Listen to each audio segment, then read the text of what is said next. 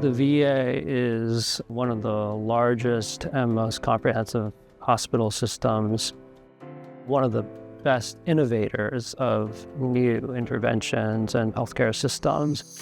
The Advanced Platform Technology Center serves to develop new technologies that improve the everyday lives of veterans. Since the year 2000, about 500,000 service members who suffered traumatic brain injury and concussion during their military service. And the purpose of the Ocular Motility Lab is to study the brain's control of eye movements, balance, vision, and how those are affected by a variety of neurological conditions, including traumatic brain injury. We don't just want to understand how those problems occur, but we want to find more effective and more accessible treatments for them. So that's why I've been working with Dr. Fu to use virtual reality to develop new tools for diagnosis and treatment of these common and functionally impactful problems. In the case of traumatic brain injury or vestibular injury, a lot of the times people aren't even really clear on what is wrong or what's causing the symptom. And so we can use the video game or the virtual realities, headset sensors to identify specifically what the problem is. I joined the Marines in 2002 until 2006. In 2004, I deployed to Afghanistan. In 2005, I went to Iraq.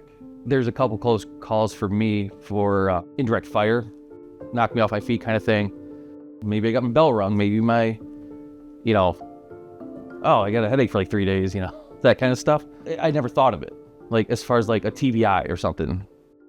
When I got out of the Marines, I never had to focus so hard on reading. I can see perfectly fine, it's just reading is still difficult. Pretty aggravating because all the words are clear, everything is fine. I'm still jumping around, having to reread. I can see it, I just can't retain it. Sometimes I'm missing it altogether the first time I read it. The veteran would go to see an optometrist or an ophthalmologist and have a detailed eye exam. And if it was determined that they have problems with the coordination, then they might be referred for vision therapy. The exercises and treatments for that are pretty primitive, in a similar way, difficult to customize and monitor. Virtual reality is a good tool to develop new treatments. Once we have the game set up, the participant is playing the game. We're looking at all the data that's coming off of the headsets and the eye tracking to make sure that everybody is performing the movements that they need to be practicing. We try to help the person going through the training understand, okay, this is what I should focus on, or we change the difficulty of whatever that task is so that they understand what to work on and what to practice better.